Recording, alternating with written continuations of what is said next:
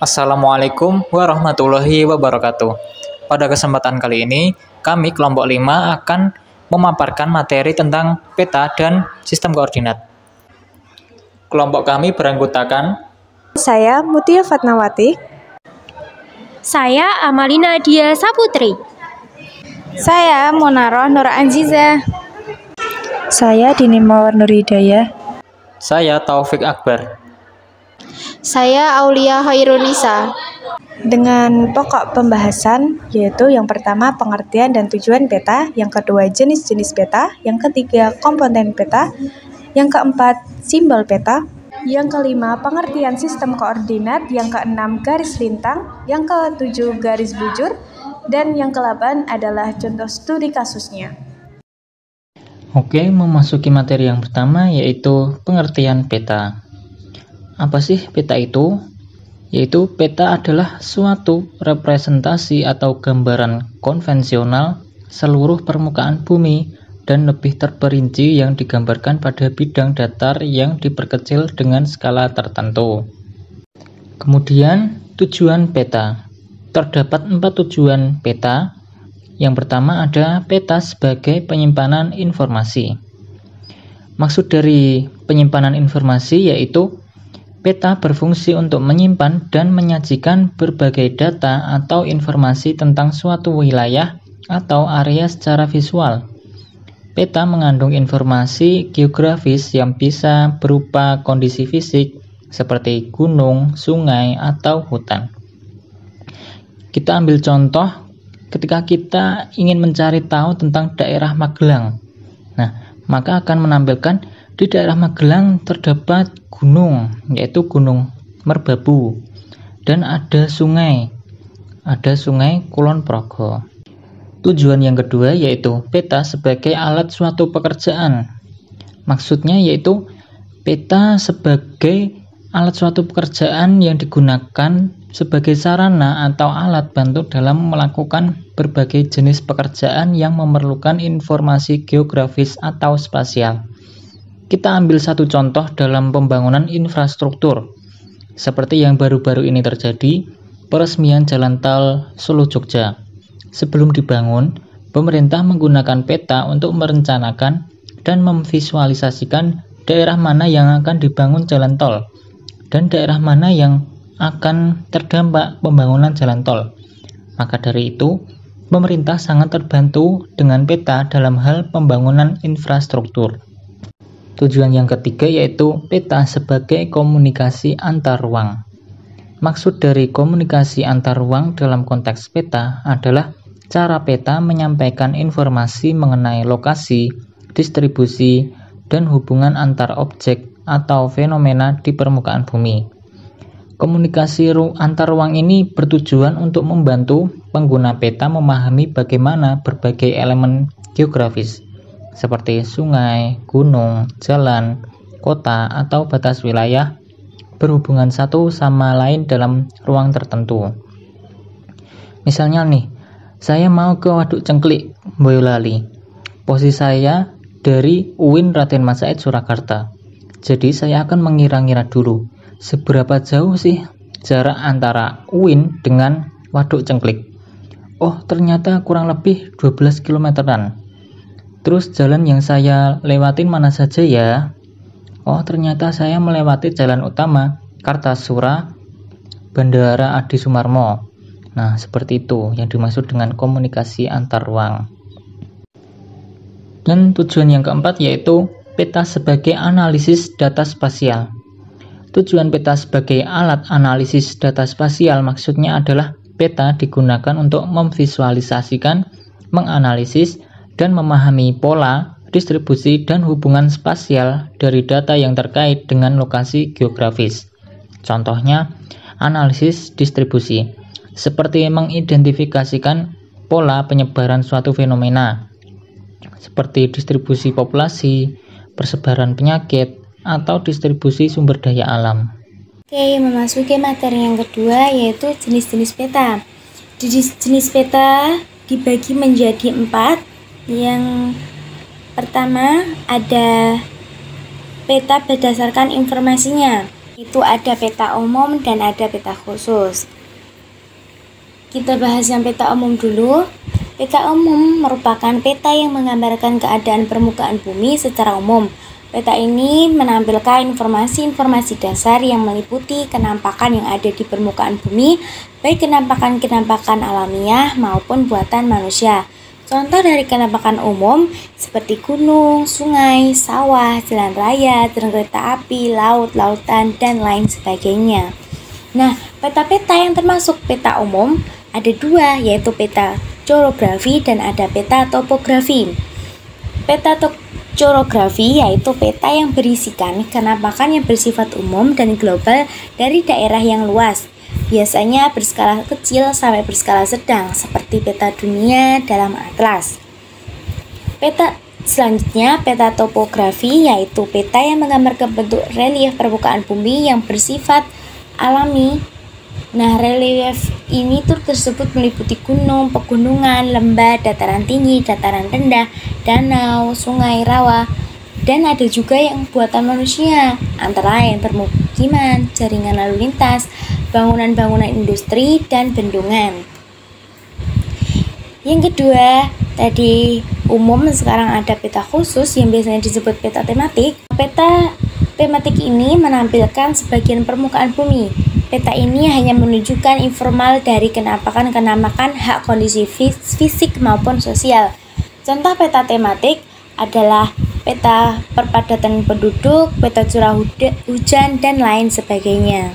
Peta-peta yang termasuk di dalam peta khusus ada beberapa. Yang pertama ada peta iklim, yaitu peta yang menggambarkan iklim suatu wilayah atau negara di dunia. Yang kedua ada peta perhubungan, yaitu peta yang menggambarkan perhubungan udara, laut, antar wilayah, dan antar negara lainnya. Yang ketiga ada peta persebaran penduduk, yaitu peta yang menggambarkan persebaran penduduk dalam suatu wilayah atau negara. Yang keempat, ada peta persebaran hasil pertanian, yaitu peta yang menggambarkan persebaran hasil pertanian di suatu wilayah atau negara. Yang kelima, ada peta pariwisata, yaitu peta yang menunjukkan tempat-tempat pariwisata di suatu wilayah atau negara. Yang keenam, ada peta geologi, yaitu peta yang menggambarkan struktur bantuan pada lapisan kulit bumi, atau biasanya kita sebut itu litosfer. Yang ketujuh ada peta tanah, yaitu peta yang menggambarkan jenis-jenis tanah. Dan yang terakhir itu peta tata guna tanah atau lahan, yaitu peta yang menggambarkan bentuk-bentuk penggunaan tanah atau lahan yang ada hubungannya antara aktivitas manusia dan lingkungan geografisnya. Memasuki jenis peta yang kedua, yaitu berdasarkan skalanya. Yang pertama ada peta kadaster, yaitu peta yang berskalanya antara 1:100 sampai dengan 1:5000.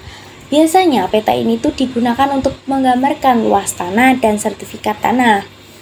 Yang kedua, peta skala besar, yaitu peta yang berskala antara 1:5000 sampai dengan 1:250.000. Nah, peta ini tuh biasanya digunakan untuk menggambarkan daerah yang sempit, misalnya peta kelurahan, peta desa, peta kecamatan, dan peta kota. Yang ketiga, ada peta skala sedang, yaitu peta yang berskala antara 1:250.000 sampai dengan 1:5.000. Nah, peta biasanya digunakan untuk menggambarkan daerah agak luas, misalnya peta Provinsi Jawa Barat, Provinsi Sumatera Utara, dan lain sebagainya. Yang keempat, peta skala kecil, yaitu peta yang berskala antara 1:5.000 sampai dengan 1:1 juta. Peta ini tuh biasanya digunakan untuk menggambarkan daerah yang cukup luas, misalnya peta Indonesia dan peta Amerika Serikat dan lain sebagainya. Dan yang terakhir, ada peta skala geografis, yaitu peta yang berskala lebih kecil dari 1 dibandingkan 1 juta. Peta ini biasanya digunakan untuk menggambarkan kelompok negara, misalnya peta negara Eropa, peta negara-negara Asia Tenggara, peta benua Australia, dan peta dunia, dan lain sebagainya. Memasuki jenis-jenis peta yang ketiga, yaitu berdasarkan objeknya, ada peta dinamik dan peta stasioner. Nah, peta dinamik itu merupakan peta yang menggambarkan keadaan yang tidak stabil dan berubah-ubah pada suatu wilayah. Contoh dari peta dinamik itu seperti peta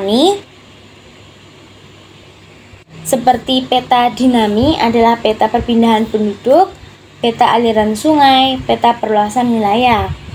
Dan yang kedua tadi peta stasioner. Peta stasioner adalah peta yang menggambarkan keadaan yang stabil atau tetap pada suatu wilayah.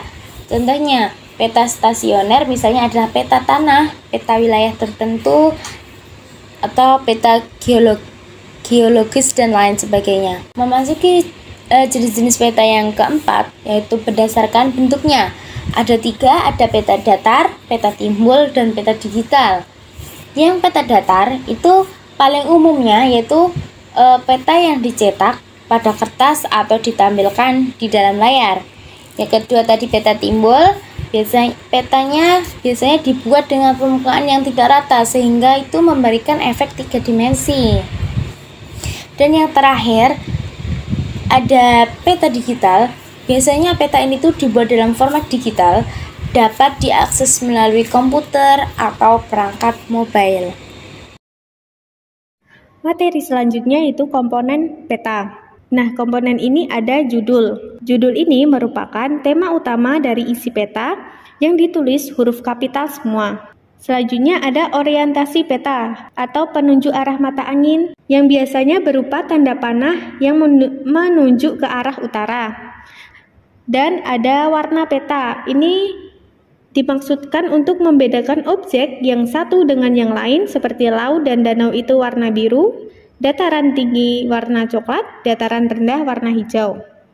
Ada sumber dan tahun peta. Di sumber peta ini akan memberikan informasi kepada pembaca bahwa peta tersebut dapat dipercaya, dan untuk tahunnya itu tahun pembuatan peta untuk menunjukkan kapan peta itu dibuat. Selanjutnya ada skala peta, merupakan perbandingan jarak antara suatu lokasi di peta dengan jarak sebenarnya pada permukaan bumi. Ada 2 jenis skala, yaitu skala grafis dan skala numerik atau angka. Selanjutnya ada garis astronomi yang merupakan gabungan dari garis lintang dan garis bujur. Ada lettering, merupakan tulisan-tulisan yang ditulis pada peta, fungsinya untuk memperjelas nama-nama daerah yang dipetakan. Ada insert, merupakan peta kecil tambahan yang berfungsi untuk memberikan kejelasan pada peta utama atas gambar peta maupun karena letaknya di luar garis peta. Selanjutnya ada garis tepi, adalah garis pembatas yang terletak pada bagian luar peta yang berfungsi untuk meningkatkan kerapian di peta. Yang selanjutnya ada simbol peta, yaitu merupakan lambang-lambang maupun gambar yang menunjukkan suatu objek alam maupun buatan. Dan yang terakhir yaitu legenda, merupakan keterangan yang mewakili tiap-tiap simbol peta atau arti dari simbol peta tersebut. Materi selanjutnya yaitu simbol peta. Simbol peta adalah tanda atau gambar yang digunakan untuk melambangkan objek yang ada di permukaan bumi. Jenis-jenis simbol peta ada berdasarkan bentuk. Yang pertama, simbol titik. Simbol yang berbentuk titik atau mendekati titik dan bentuknya relatif kecil. Seperti di contoh ada ibu kota negara yang dilambangkan dengan persegi panjang, ibu kota provinsi yang berbentuk lingkaran kecil, sampai gunung yang berbentuk segitiga dianggap titik karena ukurannya yang sangat kecil. Yang kedua, simbol garis. Simbol yang berbentuk garis atau memanjang seperti lurus, putus-putus, maupun titik-titik. Seperti di gambar, ada gambar sungai, jalan raya, jalan lain desa, batas negara, batas provinsi, dan batas daerah. Yang ketiga, simbol wilayah atau daerah, simbol yang berbentuk area atau wilayah atau luasan, seperti danau, rawa, sawah, dan formasi batuan kapur. Simbol peta berdasarkan wujud. Yang pertama, simbol piktorial. Simbol piktorial adalah simbol yang mirip dengan bentuk aslinya. Seperti di gambar, ada bentuk pesawat yang melambangkan bandar udara, bentuk jangkar yang melambangkan pelabuhan, bentuk kereta yang melambangkan stasiun, dan bentuk masjid yang melambangkan masjid. Yang kedua, simbol geometrik, simbol yang tidak mirip dengan bentuk aslinya, seperti ibu kota negara yang dilambangkan dengan bentuk persegi, ibu kota provinsi dan ibu kota kabupaten yang dilambangkan dengan bentuk lingkaran. Selanjutnya, simbol peta berdasarkan warna dimulai dari simbol peta yang ada di daratan. Yang pertama ada warna hijau, menggambarkan dataran rendah kurang dari 200 meter. Biasanya dilambangkan untuk tumbuhan atau vegetasi. Yang kedua ada warna kuning, menggambarkan wilayah dataran tinggi dengan ketinggian 200 hingga 700 meter. Yang ketiga, warna coklat, menggambarkan daerah pegunungan dengan ketinggian di atas 1.500 meter. Yang keempat, biru muda menggambarkan laut dangkal. Yang kelima, biru biasa yang menggambarkan laut kedalaman sedang. Yang keenam, biru tua menggambarkan laut dalam lebih dari 1.500 meter. Yang ketujuh, ada warna putih yang menggambarkan wilayah salju atau es di kutub maupun di puncak gunung tinggi.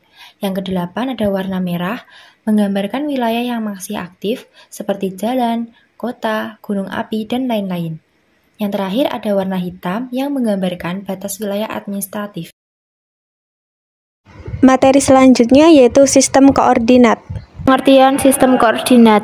Sistem koordinat geografi adalah sistem yang digunakan untuk menentukan lokasi suatu titik di permukaan bumi dengan menggunakan garis lintang dan garis bujur. Yang pertama yaitu garis lintang. Dalam bahasa Inggris, garis lintang disebut dengan latitude. Garis lintang juga disebut dengan garis khatulistiwa. Pada intinya, garis lintang adalah garis tengah bumi yang membatasi atau membagi antara belahan bumi bagian atas dan bumi bagian bawah. Berikutnya yaitu garis bujur. Garis bujur memanjang dari kutub utara ke kutub selatan. Semua garis bujur memiliki panjang yang sama. Garis bujur 0 derajat disebut sebagai garis meridian. Garis meridian ini melewati Greenwich yang dijadikan sebagai patokan waktu internasional. Meridian berperan sebagai patokan arah barat dan timur. Semua tempat yang terletak di sebelah timur meridian Greenwich memiliki bujur timur, sedangkan semua tempat yang terletak di sebelah barat meridian Greenwich memiliki bujur barat. Seperti pada contoh gambar, yaitu pada garis bujur terdapat satu garis merah yaitu garis 0 derajat yang di sebelah kanan dari garis tersebut yaitu bujur timur dan yang sebelah kiri yaitu bujur barat. Begitu juga dengan garis lintang. Terdapat satu garis lurus 0 derajat yang memisahkan antara lintang utara dan lintang selatan. Selanjutnya pada gambar yang kedua, di situ tertera garis lintang dan garis bujur. Terdapat satu garis lurus pada garis lintang 0 derajat yang dinamakan khatulistiwa sebagai pemisah antara utara dan selatan, sedangkan pada garis bujur terdapat garis lurus 0 derajat yang disebut meridian yang memisahkan antara barat dan timur. Tadi kasus yang kami ambil dari judul jurnal pemetaan penyebaran COVID-19 pada tingkat kabupaten atau kota di Pulau Jawa menggunakan algoritma K-means clustering. Jurnal ini mengidentifikasi pola penyebaran COVID-19 di Pulau Jawa dengan tingkat granularitas kabupaten atau kota melalui penerapan algoritma K-means clustering yang mendapatkan 3 klaster dari hasil pengujian. 3 klaster tersebut tingkat kerawanan, yaitu kerawanan rendah terdapat pada klaster 0, kerawanan sedang terdapat pada klaster 2, dan kerawanan tinggi terdapat pada klaster 1. Pada klaster 0 memiliki 105 kabupaten atau kota, klaster 1 memiliki 7 kabupaten atau kota, dan klaster 2 memiliki 7 kabupaten atau kota. Dari peta dapat diketahui bahwa kabupaten atau kota yang memiliki tingkat kerawanan tinggi berada di Kota Jakarta Utara, Kota Jakarta Barat, Kota Jakarta Pusat, Kota Jakarta Selatan, Kota Jakarta Timur, Kota Surabaya, dan Kota Semarang. Cukup sekian pemaparan materi dari kelompok kami. Semoga apa yang sudah kami jelaskan, teman-teman bisa lebih memahami materi tentang peta dan sistem koordinat. Apabila dalam penyampaian materi ada kesalahan, kami mohon maaf sebesar-besarnya. Wassalamualaikum warahmatullahi wabarakatuh. Bobby Valentino.